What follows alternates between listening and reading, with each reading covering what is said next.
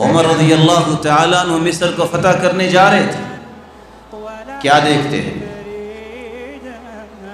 تھکاوٹ ہو گئی، جوتی اٹھائی اور اس کو کندھے پہ رکھ لیا، غلام کو سواری پہ سوار کیا اور خود پیدل چل رہے ہیں۔ جرنیل سعد رضی اللہ تعالیٰ عنہ نے کہا، خلیفۃ المسلمین، لوگ کیا کہیں گے، ان کے پاس تو کوئی ایٹیکیٹس نہیں ہے، کوئی مینرز نہیں ہے، تو یہ کیسے دنیا میں کام کر رہے ہیں؟ سیدنا عمر رک گئے، کہا سعد، اگر تم کہیں سعد نہ ہوتے میں تمہیں مار مار کے عبرت بنا دیتا۔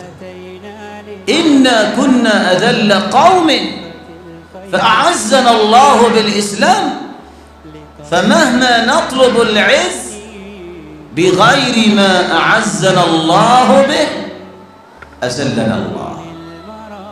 سعد، تمہیں یاد ہے ہم ذلیل ترین قوم تھے، چھوٹا سا پتھر نظر آتا ہم اس کو سجدہ کرتے اور اپنی ہی بکری کا دودھ دھو لیتے اور کہتے یہ ہمارا خدا ہے۔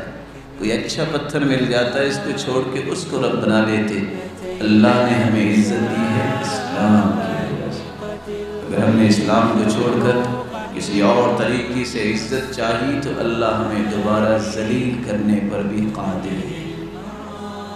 اے مستقبل کے روشن ستاروں، میں آپ سے ایک سوال کرنا چاہتا ہوں اس دعا کے ساتھ کہ اللہ رب العزت آپ کو دنیا اور آخرت کی عزتوں سے نواز دے۔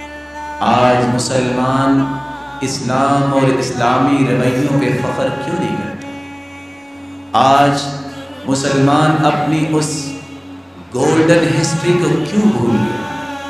آج صرف غیر مسلم کے ہی تذکرے اس کی زبان پہ آخر کیوں ہیں؟